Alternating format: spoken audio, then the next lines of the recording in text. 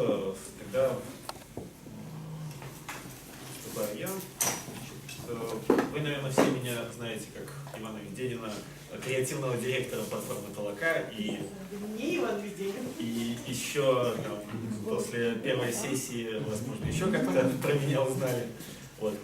Я постараюсь в этом докладе не рассказывать ни про то, как работает платформа, ни про проекты, которые реализовывались на платформе. То есть я постараюсь максимально приблизить к формату некого академического доклада, насколько это у меня получится. Вот. Я буду говорить о крауд-технологиях и их гуманитарном измерении. То есть, ну, во-первых, я скажу, что лично меня очень вдохновило в свое время в таком более плотном знакомстве с действительно крауд-технологией. Это была книжка Джеймса Шуравьески, которая называлась «Мудрость толпы». Ну, по какому-то счастливому совпадению, некоторое время до этого я читал другую книжку, которая как бы стала предтечей этой, ну, по крайней мере, по названию. Это была книга Чарльза Маккея «Удивительное массовое заблуждение и безумство толпы». И вот, с одной стороны, Чарльз Маккей говорил, что толпы ни к чему хорошему не приводят, они всегда заблуждаются, они всегда приводят к различным катастрофам. Ну, в частности, это какие-нибудь там фондовые обвалы, пузыри, там, тюльпаномания в Нидерландах, там, история аферы там, с каким-то каналом, не помню, панамским или еще каким-то. Ну, то есть, как только люди начинают действовать толпой, все как бы становится плохо. А вот Джеймс Шуравьески в своей книге «Мудрость толпы» он говорил, что обосновывал последовательно тезисы, что наоборот толпа может быть мудрой. Ну, слово толпа вообще тут не очень подходящий перевод, потому что в английском это крауд. А крауд это ну, не совсем прям такая, носит такие же коннотации. Ну, это как большая общность, скажем так, крауд. Вот. Поэтому и Джеймс Шуравьески рассматривал условия, при которых толпа может быть мудрой, а может наоборот заблуждаться и приводить к негативным последствиям. Значит, самый, наверное, простой способ продемонстрировать мудрость толпы, это сам Джеймс Шуравьески приводит историю с Фрэнсисом Гальтоном и его посещением городской ярмарки, где продавались всякие достижения сельского хозяйства тогдашнего. И там был такой забавный аттракцион. Значит, люди там приводили на ярмарку своим ходом бычка, забивали там и продавали мясо. И, значит, перед тем, как забить, устраивалась лотерея. Людям предлагалось угадать, а каков будет вес этого мяса, разделанного бычка. Ну и все покупали там за пару пенсов или 6 пенсов там лотерейный билетик с номером и писали, сколько они считают, на их взгляд, будет весить бычок. И кидали его в жбан, и после этого, когда забивали быка, взвешивали, и кто был ближе всего по номеру, ну, тот и получал какие-то призы. Вот. И, значит, Фрэнсиса Гальтона, ну, он увлекался статистикой, измерениями. Его вообще интересовало не кто победит, а вот как вообще распределение вот этих предположений. Потому что он знал, что вот на ярмарке присутствуют как люди далекие от сельского хозяйства, ну или там вообще от понимания. Ну, просто шел прохожий и думает, о, дай-ка угадаю, там 6 пенсов, и он в игре. А кто-то опытный, он уже, может, этих бычков забивал там десятки.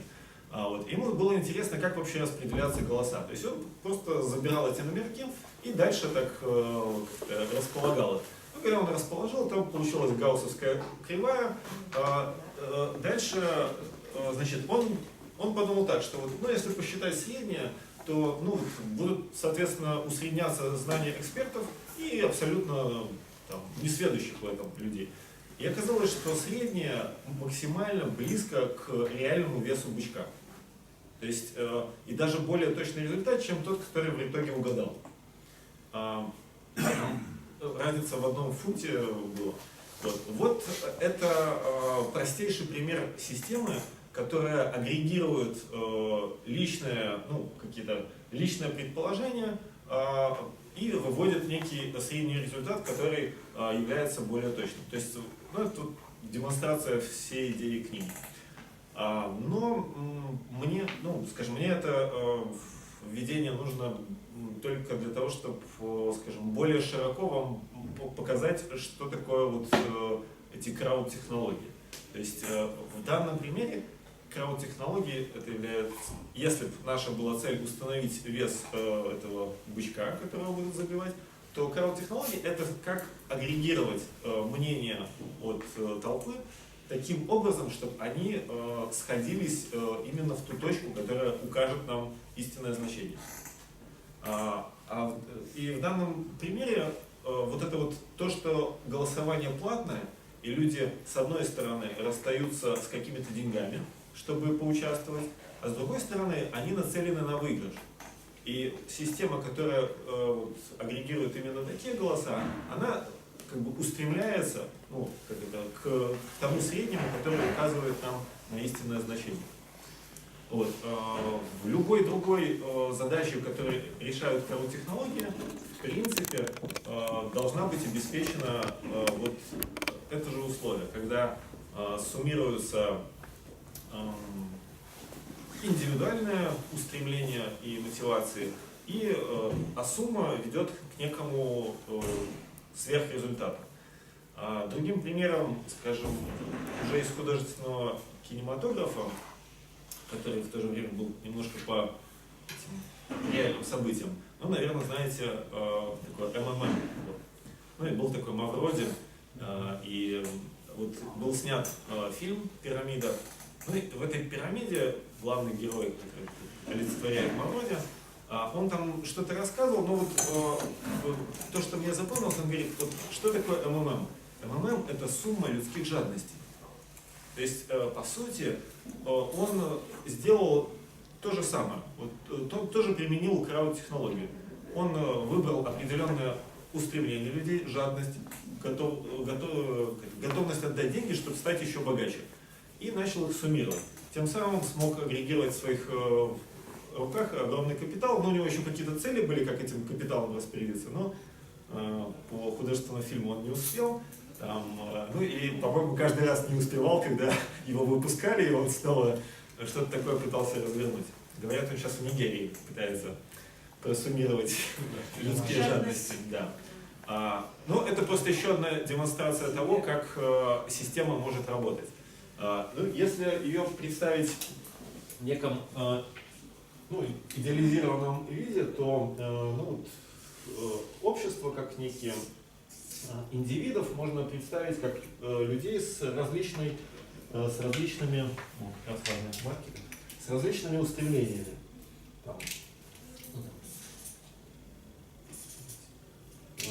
И одновременно могут быть такие.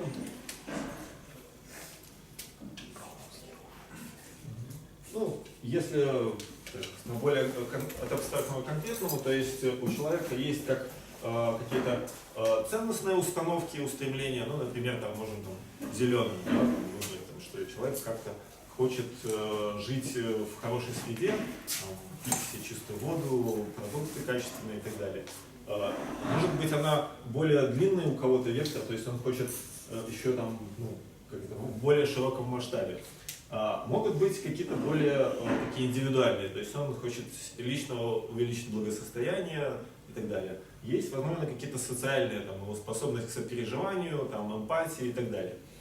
И дальше, когда хочется, возникает кто-то, кто пытается развернуть крауд-технологию, соответственно, он должен создать некий проект, который увлечет людей по определенному признаку. Например, скажем, зеленый. И это значит, что мы можем рассчитывать, что все, кто отзывается в его устремлениях, могут быть агрегированы сюда. могут быть агрегированы в этот проект и объединить их устремления в некий больший вектор.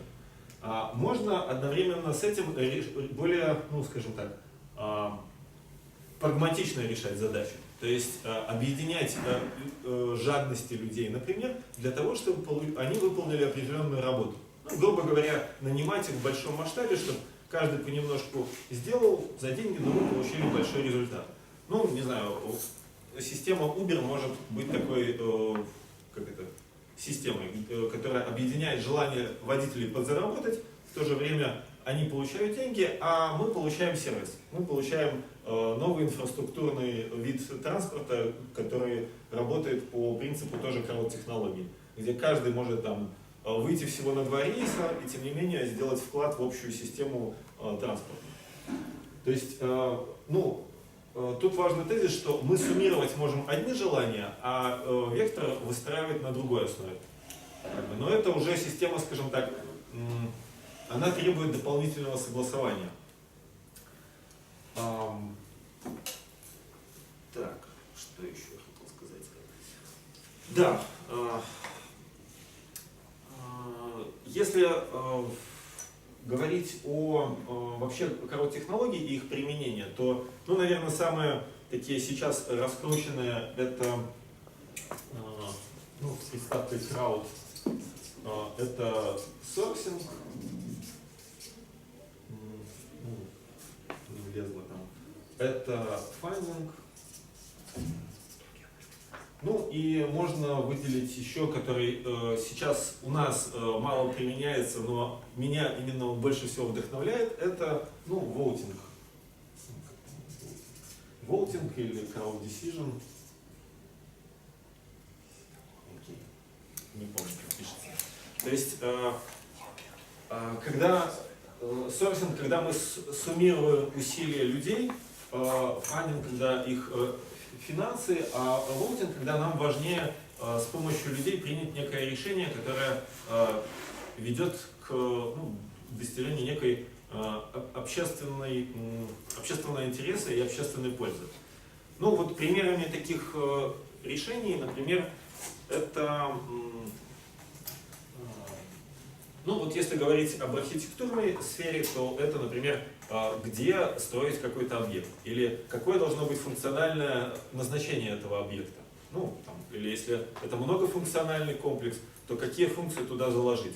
У нас, допустим, есть микрорайон, внутри которого мы хотим поместить некий, назовем так условно, комьюнити-центр, который помогает этому сообществу, скажем, реализовывать их основные функции.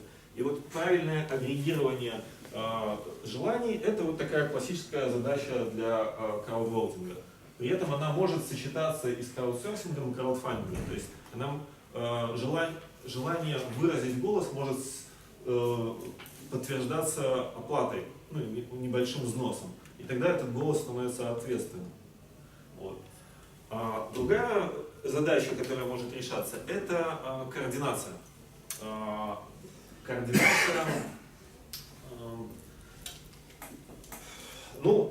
Классическая задача координации – это когда люди, работающие и передвигающиеся, например, на личном транспорте, принимают решение, мне ехать сейчас или чуть попозже, когда пробок не будет. То есть пробка – это, скажем так, когда ошибка толпы, когда все ломанулись в ограниченный ресурс и случился затор. Задача координации – это как люди, принимающие решение, простейшее решение, ехать или не ехать, координируют свои действия с остальными участниками. То есть в идеале люди должны были бы каким-то образом распределиться во времени так, чтобы не создавать заторов. Не сказал бы, что есть готовое решение, но то, что уже применяется, это те системы на открытых данных основанные. Например, элементарно вы открываете Яндекс.Карты и вам сообщает рейтинг пробок. Это уже за счет информирования каждого участника движения о состоянии общественного ресурса уже запускает механизм координации.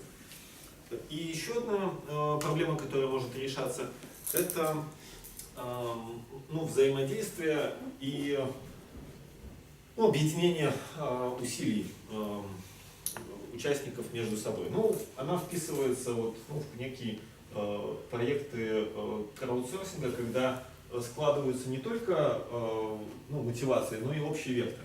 То есть это вот, ну, то есть можно сказать, идеальное решение, когда люди, заинтересованные в одном и том же, могут объединить усилия и реализовать этот проект. Пока что вот это все мне нужно, чтобы вести, что такое крауд-технологии, и дальше уже поговорить непосредственно о их гуманитарном измерении. Для того, чтобы мне это ввести, мне нужно ввести те позиции, которые вот я в самом простом разложении этих технологий вижу. То есть первая позиция, ну, назовем его так, автор. Автор, ну или там творец. Что? Нет. Это тот, кто отвечает на вопрос, а что мы будем делать. То есть вот, ну, куда мы хотим направить общий вектор наших взаимодействий. То есть ради чего мы все объединяемся. Технолог, это вторая позиция, это тот, кто организует это взаимодействие. То есть тот, кто обеспечивает суммирование, обеспечивает координацию, обеспечивает все необходимое, чтобы эта технология развернулась. То есть тот, кто контролирует процесс реализации. Еще одна позиция – это участник.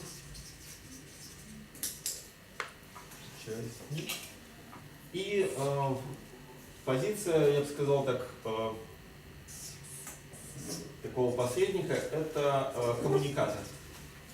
Ну и тут мне как бы наш Костицын помогает с тем, с введением значимости этой функции. Коммуникатор – это позиция участника, да?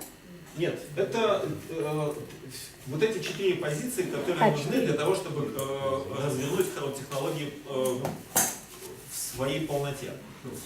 То есть, если так по-простому, то автор отвечает на вопрос, что мы делаем. Если технолог отвечает на вопрос, как мы делаем. Коммуникатор обеспечивает выход на достаточное количество вот этого крауда.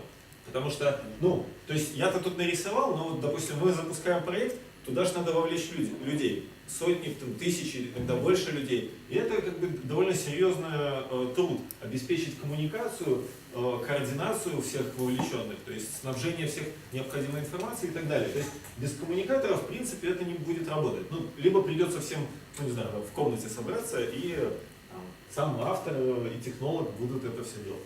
Ну и сам участник, который выбирает, ну, для себя принимает решение, участвует он, не участвует, да, насколько он туда погружается. То есть, и, ну, понятно ли все по позициям, потому что дальше, собственно, вот на этих позициях и проявляется вот этот гуманитарное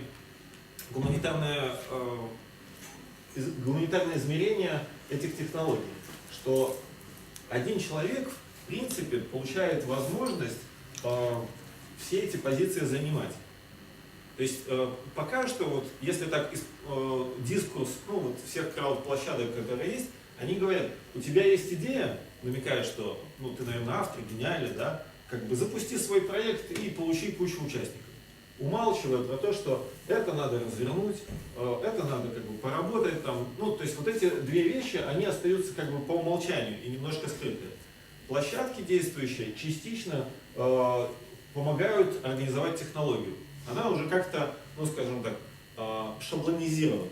То есть ты можешь там готовую страничку, похожую на то, как оно все должно быть, просто заполнить, использовать подсказочки. То есть, ну, можно сказать, эта функция частично автоматизируется. Но на одной площадке вы можете, ну, там, если площадка краудфандинга, значит, вот там только функция сбора денег реализована. Соответственно, вы не можете там более сложный проект развернуть. Да, там, но вам все равно приходится выступать с коммуникатором. Ну и дальше, вот, собственно, в каждой из этих позиций, ну, начинает проявляться определенная, ну, определенные уже особенности, то есть поведения. Ну, например, когда человек входит из позиции потенциального участника, к нему начинают обращаться либо с позиции коммуникатора, либо с позиции автора, предлагая там ему один проект, второй, третий. И для него, в принципе, он попадает в ситуацию, что-то типа супермаркета предложений, возможного будущего, возможных таких ценностных предложений, во что ему можно поучаствовать. И он уже выбирает, с одной стороны, из своей прагматики, то есть, что ему, скажем, улучшит его жизнь, каких-то ценностных, то есть в каких проектах он раскрывает себя как свои ценностные установки. Допустим, участие, если говорить уже про конкретику нашей платформы, там есть кластер национальных проектов. И, соответственно, у тех, у кого тема развития национального проекта, национальной культуры, она отзывается, и если он считает, что этот проект, он в правильном векторе работает, то люди туда получают возможность инвестировать свои усилия и свои деньги, и тем самым поддержать этот проект. Если мы занимаем позицию автора, то данные технологии позволяют достаточно с низким порогом входа выйти с своим предложением и начать вовлекать туда участников для реализации своего авторского проекта. И в этом плане, почему мне так нравятся эти технологии, что они в принципе про управление. То есть вот эта вся, вот эта тройка, это про управление некими процессами, которые в обществе разворачиваются. И получается, что порог входа вот сюда, он достаточно низок. То есть многие вещи автоматизированы, и поэтому вы можете использовать инфраструктуру уже готовых вещей. То есть инфраструктуру, которая дает площадка, инфраструктуру, которая дает социальные сети. Но если вы сами ведете там соцсети, у вас там какое-то количество друзей, вы уже получаете аудиторию, которую вы можете вовлекать в свои проекты. Более сложно войти вот в эту позицию технолога. То есть это на данный момент, наверное, самым высоким порогом входа. Тем не менее, когда технологии становятся массовыми, я бы сказал, все уже немножко знают про краудфандинг. И мы уже видим такие примеры, как допустим, на Куропаты действия лагеря «Нужны деньги» просто открывают на готовых сайтах, конструкторах, движках, быстренько собирают сайт, вешают там 3 кнопки «Поддержать». И я думаю, что квалификации человека, который может запустить сайт в интернете, хватает, чтобы развернуть вот эту технологию по готовым лекалам, которые ты можешь просто посмотреть у других.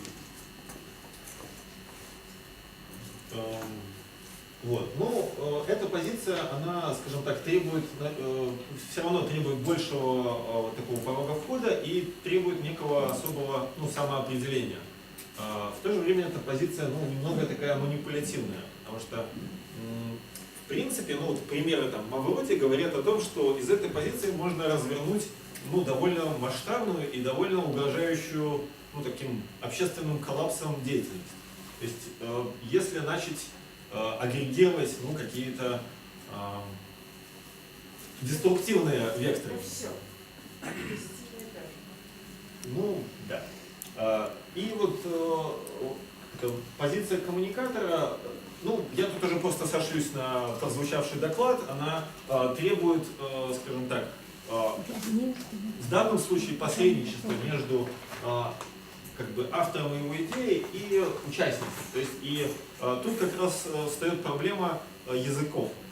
Потому что автор, который полностью погружен в свою идею, если это творец, творческий человек, он внутри, он говорит даже на своем каком-то языке. И донести свою даже ценность до участника сам он не может. И часто позицию коммуникатора могут занимать журналисты. То есть журналист узнает историю, общается, выуживает, переводит на язык, который читабельный, и эта история срабатывает. И вот из моего личного опыта, вот, ну, авторам очень трудно входить в эту позицию. То есть, ну, настолько трудно, что почти нереально.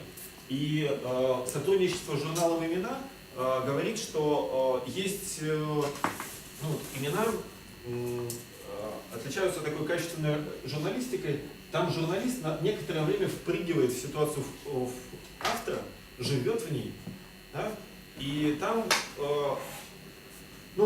когда он выпрыгивает и пишет статью, вот главный редактор говорит, он слишком залип, как бы надо переписывать. И это многократное переписывание истории, чтобы очистить ее от каких-то, ну, скажем, таких залипаний авторских, да, и вывести текст, который, ну, является таким реальным медиатором, посредником между участником и проектом. И вот эта позиция, ну, она тоже такая является, ну, скажем, такой позицией для роста. Да? То есть вот участником может быть каждый, автором можно тоже попробовать каждый, но, а вот это такое промежуточное, ну, как позиция для роста.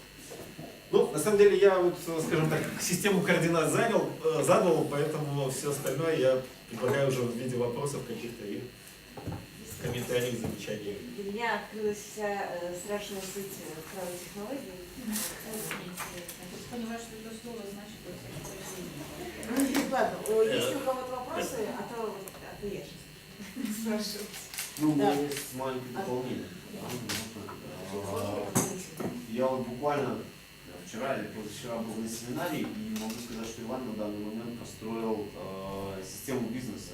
Только в бизнесе это называется собственник, руководитель и исполнитель. То есть та же самая абсолютно, тот же автор является тем же собственником, который, да, имеет свою идею, есть руководитель, который видит, как ее реализовать, ну и дальше пошло уже процесс. Я бы сказал, что это бизнес это частное, да, частное воплощение этой схемы. То есть в чем частность, что собственник обычно он просто за деньги нанимает и говорит человеку, что делать. А крауд-технологии позволяют объединять людей не только на основе энергии денег. Ну, да. Если вот если с этой точки зрения смотреть, то да. Но вообще система, вот я сейчас перевел и стало более понятно. Ну и может быть еще важный момент, что спасибо, что так, на сравнении становится понятно, что благодаря технической платформе у такого режима есть масштабируемость, которая может вовлекать там сотни и тысячи людей, если технологическая платформа позволяет это. А бизнес все-таки очень сильно ограничен таким физическими, наверное, возможностями там, управляться с людьми. Алексей, по-моему, Да. Меня просто, опять спасибо большое, но меня как бы больше всего заинтересовала, так сказать, обратная сторона, да, то есть мы безусловно знаем там про умную толпу, там возможность организации, но вот эта вот история с, МММ как тоже своего рода вариант организации толпы просто на каких-то неправильных основаниях, скажем так. Есть ли еще какие-то, такие подводные камни, когда эти технологии, то есть, насколько они вообще являются нейтральными? То есть, например, там, Пример умной толпы по гауссовскому распределению это не умная толпа. Это это математика. Да? Это никак не говорит об уме толпы. То есть ни о чем не говорит, это распределение. Это как с яблоками, понимаете? Среднее распределение там цвета яблок, ты не скажешь, что когда яблок 500, то они как бы умнее, потому что их среднее ближе к этому самому. То есть, здесь... Подожди, решается же практическая задача с бычком. Слушай, это просто как... на самом деле это не так. В чем состоит практическая задача с бычком? Практическая задача с бычком на ярмарке состоит в том, что людям предлагается за небольшое количество денег, которые им не жалко, сколько центов, да? Развлечься и проявить свой ум. Развлечься, да? Все, ведь никому, для того, чтобы узнать вес бычка, не нужно собирать мнение сам, его можно взвесить. Это была просто как бы байка. Да, так вот Если объясни вернуться к практическую книжке задачу. там и как эта технология решается там, решает более сложные задачи, в книге описано, как искали пропавшую подводную лодку. Точно по такой же технологии. И нашли. Точно, но это, ну как бы, опять же, это математика. Да? В этом смысле это математика. Чем, как бы, если у тебя нет возможности найти специалиста или измеритель, ну, реальный измеритель, то тогда действуют статистические законы. Хорошо. И это ничего не говорит об уме толпы. Дополнительное как это условие мудрости толпы, которое описано в книжке, потому что там он различал мудрые и немудрые толпы. Он говорит, что если, ну окей, 3 условия: разнородность, как бы собранная, потом независимость суждений, Да. и децентрализация особым образом, то есть агрегирование вот этих мнений. Послушай, ну так, опять же, вот, для меня это все понятно в теории больших чисел. Да? Ну, хорошо. В теории больших чисел, ну как бы, чем больше, разнороднее и независимые наблюдения, тем красивше гауссовское распределение. Ну, как бы, точнее, ровнее и так далее. Ладно, закругли тезис. То есть ты как бы, то есть это все было вообще не про не характеристику толпы, а про технологию. Это характеристика усреднений. Ну, понимаешь, как бы, вот, отчасти... Вопрос, Алексей, пока он очень выпал, да? Нет, он как бы про другое, про то, что как бы толпа Про может обратную сделать сторону. что-нибудь плохое. Мне кажется, что тут теряется, ну, вот когда он спрашивает... Я не про толпу спрашивал. Нет, про- Если можно, да, то есть, ну, допустим, вот МММ, это один пример, ну, не знаю, не менее радикальный пример, там, ЛНР, ДНР. Это же ведь тоже толпа, это тоже есть автор, Crowd можно decision, фактически прости, писать. Технолог, как коммуникатор и участники. Просто вот есть ли какие-то, ну, то есть я... Ну, любая технология, она же как бы вне там, морали. То есть технология это как инструмент, который, ну, скажем, в итоге играет в руках пользователя. Да. И в этом плане можно ее, эту технологию, там, задачивать под какие-то, ну, откровенно неэтические. Ну, ладно, или на грани. Вот, допустим, в интернете можно встретить уже такие вещи, как крауд-маркетинг. Знаете, что стоит под этим крауд-маркетингом? Написание этих фейковых отзывов о товарах. Вот это называется крауд-маркетинг. По сути, Организация. это как бы, ну, Ольга. да, то есть, ну, не совсем там, ну, близко к тому, там, то есть вопрос, как эти отзывы покупают, да, там, но по сути это создание вот некого, ну, вот большая работа, задача, там, типа, создать позитивный имидж. Она дефрагментируется на кучу маленьких отзывов, делегируется людям, они делают, и вот мы как бы уже влияем на общественное мнение с помощью, ну, вот, этой же технологии. Поэтому, ну, она, то есть, смотрите, я показал технологию, и для меня важнее, вот, как бы, если с точки зрения там, антропологического измерения, то есть, а что она дает участнику, да? И вот видеть всю технологию позволяет уже в том числе выстроить определенный ну, как-то барьер личный от применения на тебе технологию, ну, как бы вслепую. Да? То есть, понимая, что за тем, что разворачивается даже массовым каким-то, есть еще какие-то позиции, ты их можешь, ну, восстановить, эти позиции, и как бы, ну, отрефлексировать, что происходит. Допустим, я сейчас отзывы в интернете читаю, ну, совершенно по-другому. То есть я не читаю позитивные. Вот сейчас у меня стратегия, я читаю негативные отзывы. Потому что позитивные могут написать что угодно, а негативные, ну вот там интересно. То есть, с другой стороны, конечно, и негативными могут управлять. Но, скажем, тут уже вопрос. То есть, ну, если, допустим, речь о фильмах, то есть зачем писать на чужой фильм кучу негативных, не очень понятно. Да, поэтому, ну, в каких-то областях я, ну, как бы просеиваю. Ну, то есть мы можем, конечно, про крауд-технологии, но мы можем все-таки про гуманитарное измерение.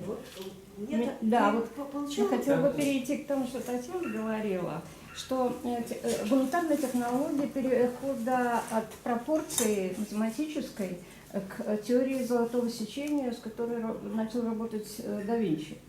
Это же был случай, да, когда при математическом размышлении появилась тема пропорций.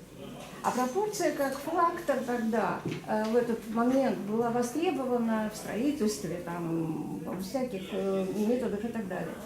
И тогда получается, что технология, которая вошла из двух сопредельных институций, она стала в конечном итоге развивающей очень многие важнейшие технологии человеческие. Это искусство, это архитектура, это понятие гармонии. Самым главным постулатом гармоничного стала пропорция, только в визуальной части ее. Вот это и есть человеческая технология, да, инструментария рождения, которая потом переходит на очень многие области жизни и деятельности. Можно одно маленькое замечание для дополнения? Очень интересно, расширяется словарь, расширяется понимание. Я как экономист особенно, потому что кровоплавание это связано, конечно, с деньгами. Да? Значит, один аспект касается МММ, да, ну вообще финансовой пирамиды.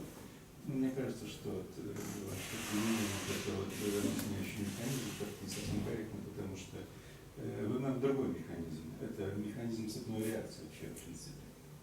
Основан это на каких-то там ожиданиях там и прочее, да. Значит, ну, известная старая схема Карла Фронтс, по-моему, еще это 19 года. Значит, ну, то есть, мне кажется, другой механизм. А что касается вот этих технологий, то вот здесь важный элемент, который вроде бы тут говорили, вот это как раз касается гуманитарных технологий, что появляется новый канал еще взаимодействия между, скажем, созданием условий, значит, и потребителем. То есть какой-то вот, не как обычно, когда, значит, какой-то выступает бизнесмен, у нас, извините, показывает бизнесмен, он как бы задумывается, какую услугу продать, он сам рискует, он начинает производить, тратит массу денег, потом окажется, что у него или есть потребители слишком много, значит, или слишком мало, в общем, ему трудно угадать, естественно, да? Значит, это обычная проблема рынка. А здесь сразу возникает, значит, прямая связь, что вот человек, который продуцирует, там, автор услуги, да, и, ну, его предложение начало широко. И вот потребители, конечно, они вот благодаря вот этим технологиям могут сразу непосредственно друг с другом связаться. Это какая-то особая же ниша, и она как раз более в этом смысле гуманитарная ниша. Не рыночная, скажем так, метод, а человеческий. Вот если так, мне кажется, так, не знаю. Такой маленький комментарий, потому что вот я все-таки, кого заинтересовало, я рекомендую прочесть там и «Мудрость толпы» Джеймса Шуравьески, да, и вот Чарльза Маккея, который, собственно, рассказывает вот все эти биржевые крахи, и которые, ну, по сути, вот, МММ это, ну, еще одно повторение вот всего, что... Надо только еще с Либона начать и Московича прочитать. Ну, для этого, для разнообразия немножечко. Вот, понимаешь, мне в твоем объяснении про гуманитарность технологий есть одно место, которое меня очень задевает. Да? Ты говоришь, что там есть автор, который решает, что мы делаем. И вот эта вот массовость, да? Ну, в смысле, многочисленность участников и категория «мы» — это разные вещи. Потому что то, что как бы, ну, вот, то, как ты это рисуешь, это означает, что есть люди, у которых есть некие свои желания. Ну, желания, ценности и так далее. Они у них есть.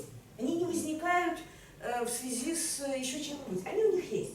И кто-то, да, хороший или плохой, аккумулирует, это сам говорил, аккумулирует имеющиеся у людей ну, там, потребности, желания, жадность или, наоборот, там, я не знаю, сердечность, да, аккумулирует там, вот эти вот разные длины стрелочки, да, превращая их в некое действие. Действуют ли эти люди вместе?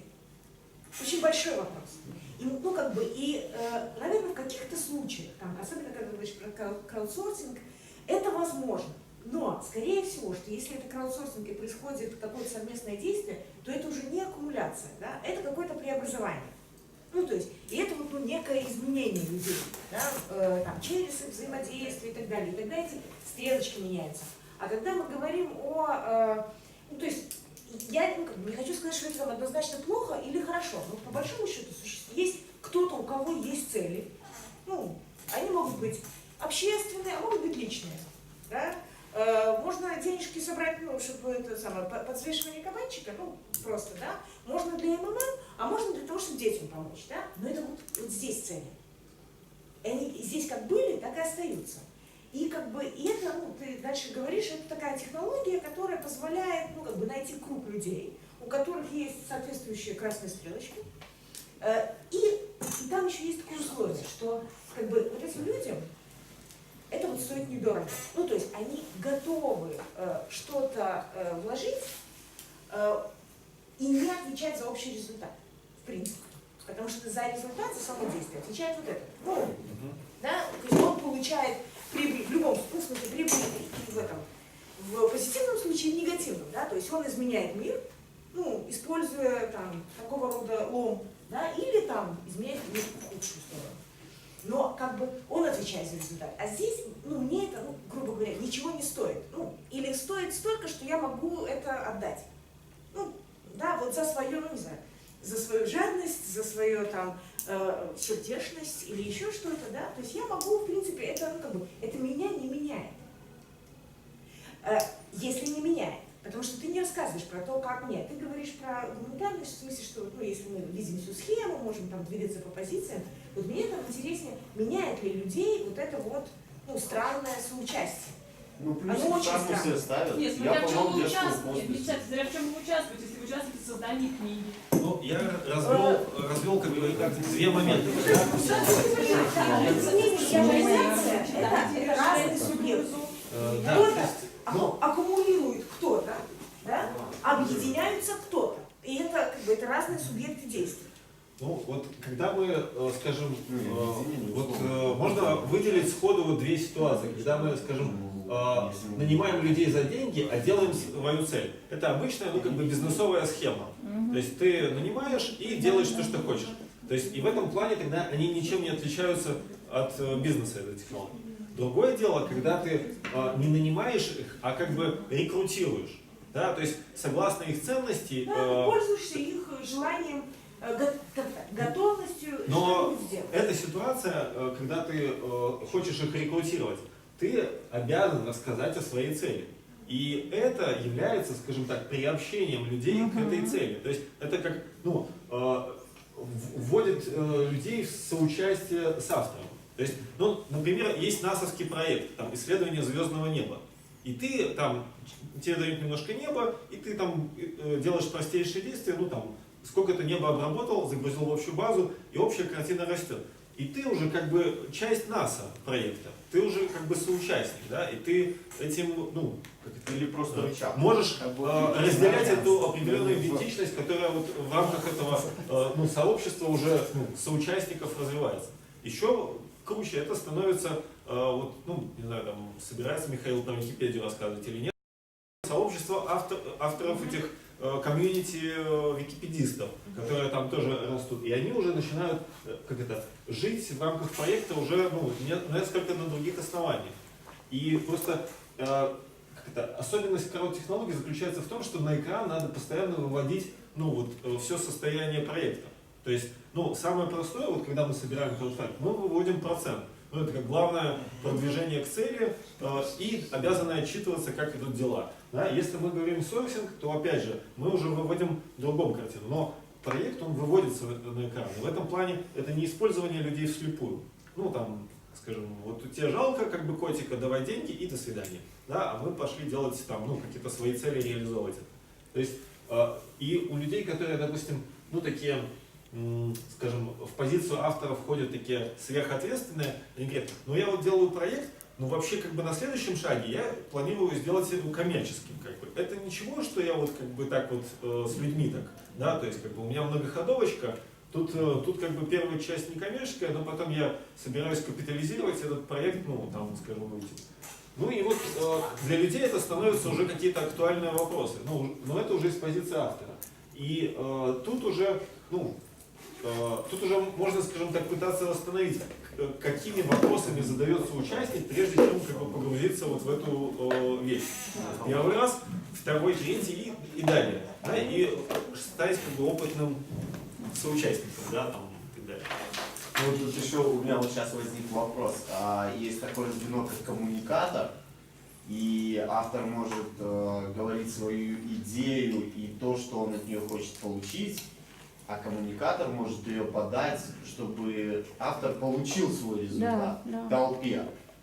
И ну, толпа, участники, они не будут иметь никакого отношения к автору. Они будут иметь отношение к коммуникатору, который идее, подал да. информацию, что вот у меня есть великолепный проект, некоммерческий, а по сути, ну, просто сбор денег для автора, да?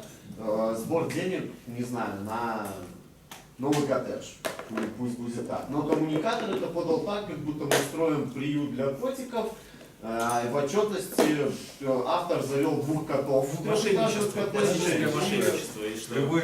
Да, то есть, но по сути вот здесь вот получается, что коммуникатор же подает информацию участникам. И Коммуникатор это еще раз позиция просто, да, сам один человек может быть как бы и позиция автора, и коммуникатора, да, когда она раздваивается, ну, какой-то человек может злонамеренно это все использовать, там, более того, он может сам себе деньги забрать, кинуть автора и участников, там, да, все это может быть, но я ж как бы не про это. И эту же платформу еще контролирует все это, да?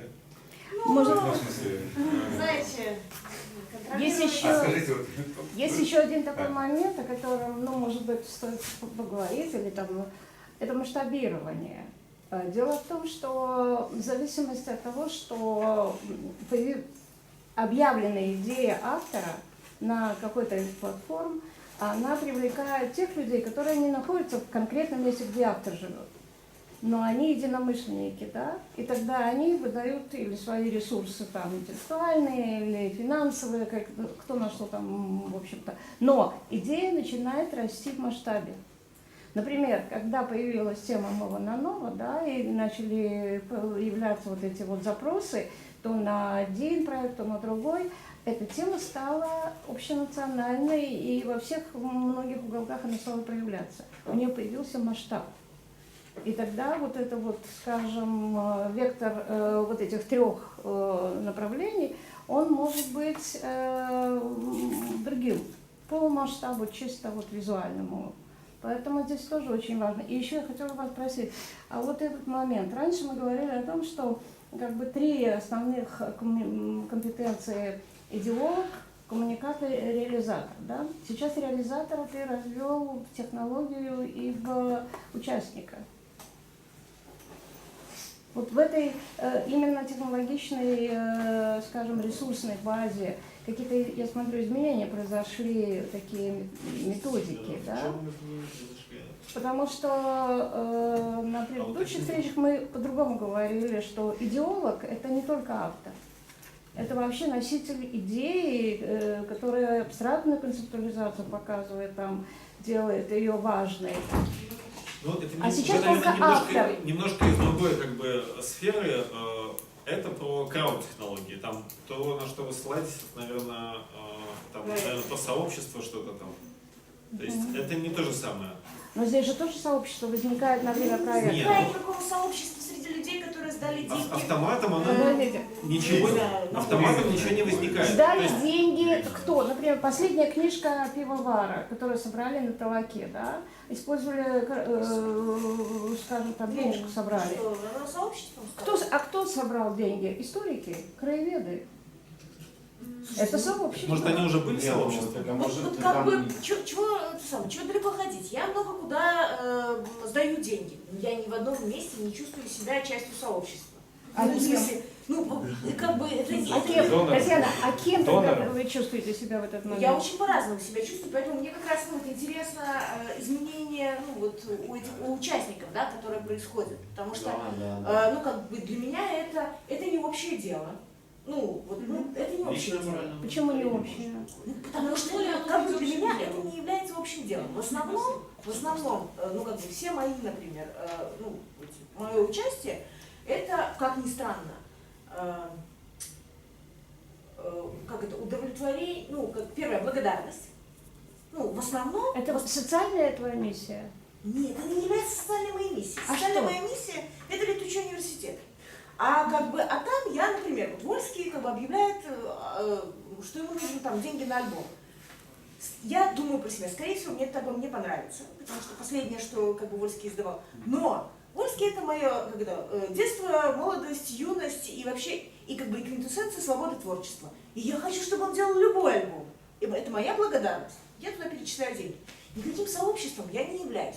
Никакой ответственности за продукт я не несу. Там, да? И еще несколько таких же этих самых, ровно по той же схеме. Это моя благодарность и, Почему и потребителем вы не являетесь по факту? Может, где-то... у каждого мотив может быть Да, разный. где-то, например, это скорее предпродажа. Например, я знаю, что там, Город там собирается писать книжку, да, я хочу иметь эту книжку, мне так удобнее, чем потом ездить искать ее, еще что-нибудь. Я сейчас деньги перечислю, и это тоже не сообщество. Ну, это типичное рыночное отношение, вы удовлетворяете свои потребности. Да, вы как потребитель, не Да. вы удовлетворяете И в потребности этом свои. смысле, для меня эта схема там очень точная. Да, кто-то понимает, что у меня есть синенькая, или может быть, или предполагает, что она может быть, и он говорит: синеньким, заходи сюда. Да? Никакой ответственности за продукт я не несу, скорее всего, да? За исключением каких-то случаев, если я буду включаться в деятельность. Наверное, тогда да. И то, я не знаю, насколько чувствуют себя википедисты все, ответственность за всю Википедию, но мы, наверное, про это попозже поговорим. Да? То есть Я попытался, скажем, максимально формально эту схему передать, потому что в реальности, когда автору или его команде нужны деньги, то они используют все мотивы. Кого-то там личные мотивы подключают, кого-то подключают мессийные, кого-то прагматичные, обещая подарки какие-то клевые. То есть, когда идет реальный процесс, пытаются задействовать вообще все, что только можно. То есть, потому что, надо ж, надо. Да? И в этом плане, то есть, реальность, конечно, не так красиво выглядит, как формальная схема. Но формально я, когда пытаюсь разобраться, проект, он вообще, в позиции технолога, он вообще возможен или нет, я задаю вопрос: какие вы чувства пытаетесь агрегировать? На что вы вообще опираетесь? И если автор, я не знаю, у меня есть штука, просто хочу выставить, и пускай она соберет денег. То есть, есть такой наивный, автор. И это задача технолога, попытаться разложить это, превратить это в рабочую машинку по агрегации устремлений. Да, я вам пытался рассказывать это с позиции именно технолога, кто может организовать и немножко позадавать эти вопросы самим у меня себе. еще тоже есть одно рассуждение, уже опять же связано с размышлением про эти. Мне так кажется, что для белорусской, по крайней мере, ситуации, для нашего общества, использование этих всех платформ, мне кажется, что у нас гуманитарную и социальную определенную функцию выполнять, которая, например, для меня была не очень понятна до этого, да, кроме того, что это позволяет кому-то реализовывать правильные, хорошие вещи. Да. Это, я не знаю, в каких правильных терминах это описать, да, но, скажем, при чувстве ограниченности, культурного рынка, да, в основном культурного, или еще какого-то продуктного рынка. То есть ограниченность или маргинальность каких-то вещей, да? Например, я не знаю, в Беларуси издаются книжки, мало книжек, не знаю, по-белорусски, да? И это, возможность расширения вокруг себя зоны разнообразия, да? То есть ты понимаешь, что, например, книжка, которая будет издана она не будет тиражом 200 тысяч экземпляров. Это не значит, что это двинет вперед всю белорусскую литературу, или еще что-нибудь. Но ты создаешь себе комфортные условия. Более комфортные, ты вкладываешься в очень маленькую окружающую среду. И это чувство, что ты не руководишь, но ты меняешь свою среду, да, и насыщаешь ее чем-то приятным для тебя, или правильным для тебя. Мне кажется, что это, этот эффект, он отчасти есть. Да? То есть люди готовы теперь вкладываться, то есть не ждать пока точно государство отстегнет наконец на эту литературу, которая тебе нравится, на толстые журналы или на научные книжки. А в общем, вкладываться самому в издание отдельных этих самых. И мне кажется, что это не связано с самой технологией крауд, да, но связано с как бы расширением возможностей в достаточно узком спектре возможностей, ну, например, в нашем обществе, там, ну, как-то свою среду насыщать. Ну, лично у меня это вызывает наибольший оптимизм в том, что люди получают с помощью этих технологий инструмент влияния, ну пусть в небольшом масштабе, но тем не менее взятие под контроль определенной сферы, да, в маленьком масштабе. Но эти же технологии прекрасно могут масштабироваться при изменении ситуации. То есть, и, допустим, общение с коллегами, там, допустим, в Швеции, они, задаваясь вопросами, как развивать музей, которые, ну, там не лучше себя чувствуют, они используют эти технологии, чтобы сначала, ну, предложить несколько проектов развития музея, и тот, который поддерживают люди определенным сообществом, дофинансируется уже из местного муниципалитета. Вот, то есть такие участники, как государство и бизнес, могут выступать, скажем, таким дофинансированием, да, которое, опираясь на вот, уже не просто там, ну, на всю эту систему, опираясь именно с точки зрения crowd decision, что вот так люди сагрегировали свои голоса, что вот мы можем рассматривать несколько проектов, подкрепленные, ну, желанием людей, и тем самым масштабировать их уже до каких-то более таких влиятельных на масштабы страны. Не только территориально, но еще и по содержанию.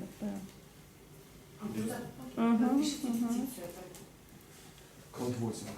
Нет, это очень слабый, как бы, то есть, потому что подписка, вот там она не обеспечивает ответственности этого голоса, да, там эти, ну, если только там ты с паспортные данные вводишь, тогда вот можно считать, что это очень ответственное, да, потому что при нашем, как бы, ну, Трепетном отношении к да. паспортным данным.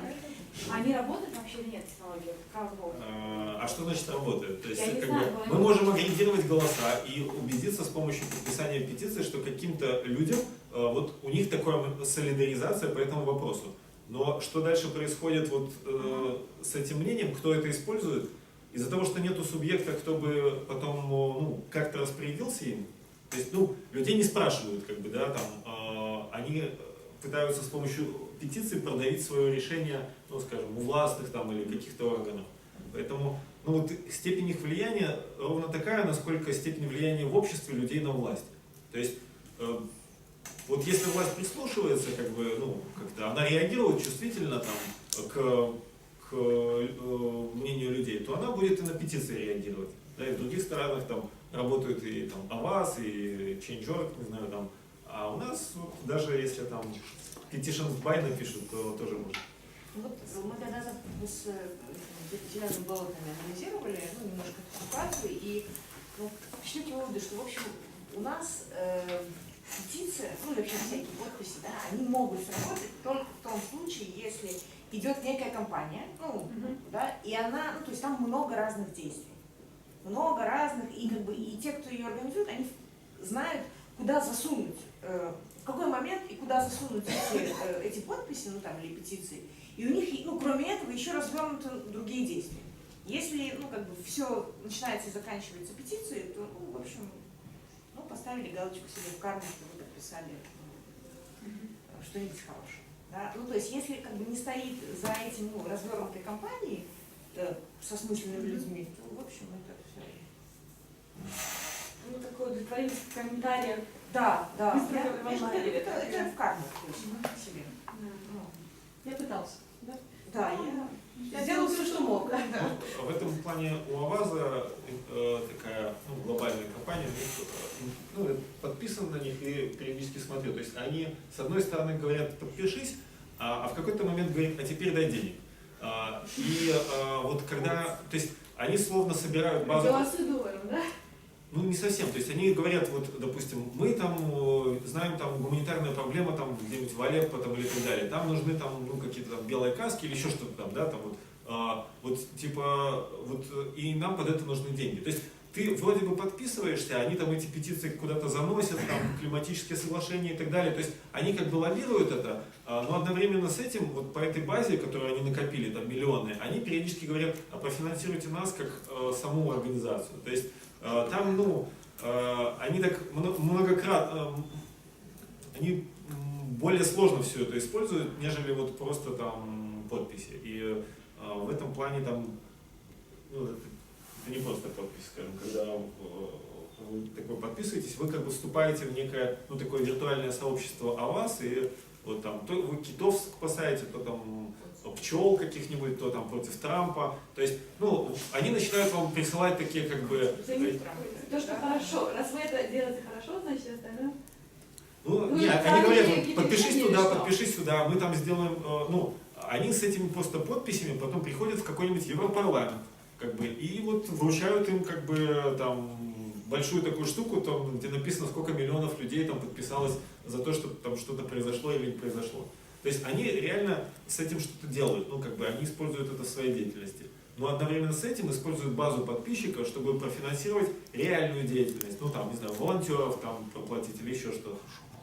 То есть, ну, это просто как пример вообще отдельного использования коррупт-технологий.